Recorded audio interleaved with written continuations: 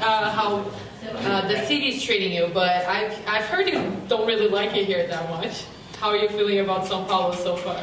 Yeah, it's a dump. You know, I'm ready to get out of here, man. It's title fights and champagne on U.S. soil after this. When did you get here?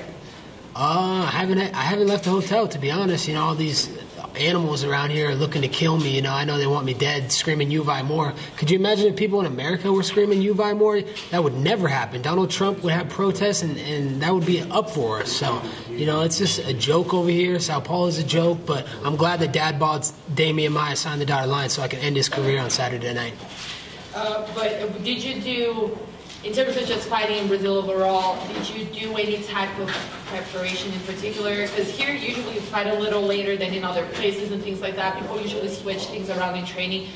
Did you do anything specific to prepare for Brazil? No, not really. You know, it's just the same game plan. I'm a night owl as it is, so, you know, the nighttime is when I come alive, so you're going to see me come alive in the nighttime.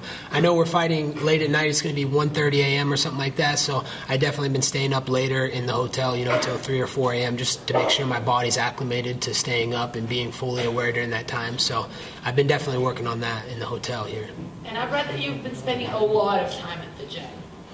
How much time at the gym? Oh, yeah, too much time. You don't want to know the hours I've been putting in, man. I've been putting in a lot of work, and you're gonna see it come to a head this Saturday when I fight Demian Maia.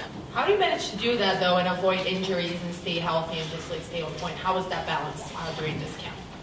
You know, you have to know how to train smart. You know, early in my career, I had a lot of injuries. I was coming into fights hurt, and that's why I never saw the best Colby Covington, you know, because you couldn't see my full potential when I was fighting at 50% or 30%. Now I'm 100%. You know, I've learned to train smarter as I've gotten older. I don't train harder, I train smarter. So I'm in the gym a lot longer these days, but I'm training a lot more effective. So, you know, you just have to be smart and have a good balance in your training. You have a not-so-secret weapon, a guy who already fought Demian Maia, who's a good friend of yours, Jorge Masvidal. How big of a part was he in this camp, and how much did he help you prepare for Demian? Yeah, George has been a big part of my career and success, you know, since the beginning. You know, he's always given me tips and little advice and stuff that's helped get him to where he is, and you know, he's helped me out a lot. Just, you know, we know what Demian does, we know where he's strong, and he told me his points where he felt uncomfortable with Demian, so we worked on those areas, and then, you know, we just stay away from those areas. So George Masvidal was a huge help. Thanks a lot to him. And with Demian, it's pretty straightforward, right? We kind of know what he's going to do in general. The issue is that when he does get his way, it's really hard to get away from that. How are you preparing for that? And, you know, how prepared are you if it does go to the ground, if he does get the fight where he wants it to be? How confident are you in that area that you can hang with Demian Maia? I'm better than Demian Maia in everything we do. If we put on the gi today, I'd choke him out in that too. So when we fight on Saturday night, it doesn't matter where the fight goes, I'm going to beat him up everywhere. You've been saying a lot of things about Demian Maia, and obviously a lot of it is part of fight promotion, but at the same time, it's funny because it's like the polar opposite, because you're dealing with the guy who's known for being super crazy nice. How is it for you, a guy who really thrives off that kind of like animosity, to promote a fight really on your own? Do you miss having that kind of like back and forth, or really you're comfortable having the monologue? No, I'm okay. You know, someone's got to sell this fight. No one's selling the fight on this card. You know, we're the real main event. You know, Machida and Brunson, you know, they're not selling the fight. So, you know, I'm making sure fans are engaged and they're drawing emotion. They want to see the fight, you know. So this is the Colby Covington show now. Everybody wants to show up. They want to see me get beat. So good luck. You better get your popcorn ready, because I ain't getting beat for a long time. You did, it's interesting that in your provocations, you did use very Brazil-specific things that really hurt the Brazilian people, like the 7-1 and things like that. Do you have any insiders or people in camp tell you like how to get under the Brazilian skin? How are you studying to do that? Yeah, I have some good friends that help me out. You know, shout out to Mike, Matt, and Chris. You know, I got a good PR team behind me. I got some guys helping me out. You know, so I want to get under their skin. I want them to be extra angry on fight night. You did say before, I think your exact words, I respect Demian Maia, that's why I want him to finish early, to finish the fight early. Do you, is that the plan, getting out there like with a quick finish? Do you have it in your mind how it's going to play out?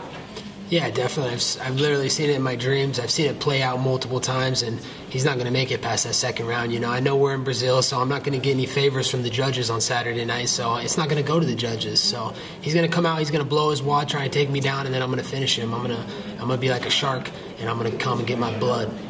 And one thing you have made no secret of is, if I beat Demian Maia, I'm going straight to the title shot to the champ, Tyron Woodley. But Dana White has already said that maybe the number one contender fight is actually Rafael dos Anjos and Lawler.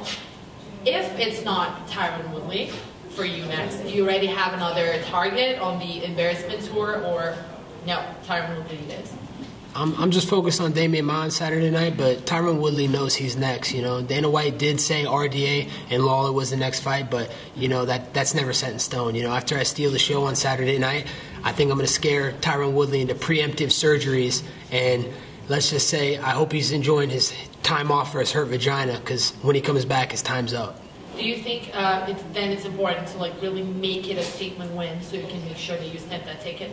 Absolutely. It's very important to beat Demian Maia a lot worse than Tyron Woodley did. That was a boring fight. Woodley wasn't decisive. He didn't show that he was a real champion. So I'm going to show Saturday night that I'm bringing excitement back to the welterweight division, and I will be king.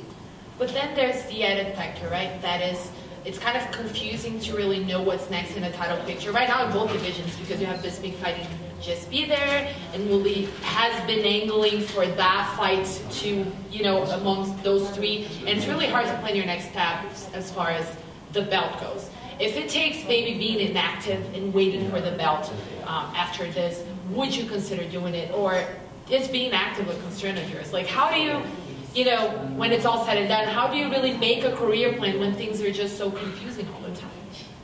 You know, you stay active. I'm not going to sit on the sidelines. You know, I'm not that fighter that's just going to wait out like a diva. You know, I'll go get an interim belt, and then I'll bitch slap Woodley with the interim belt.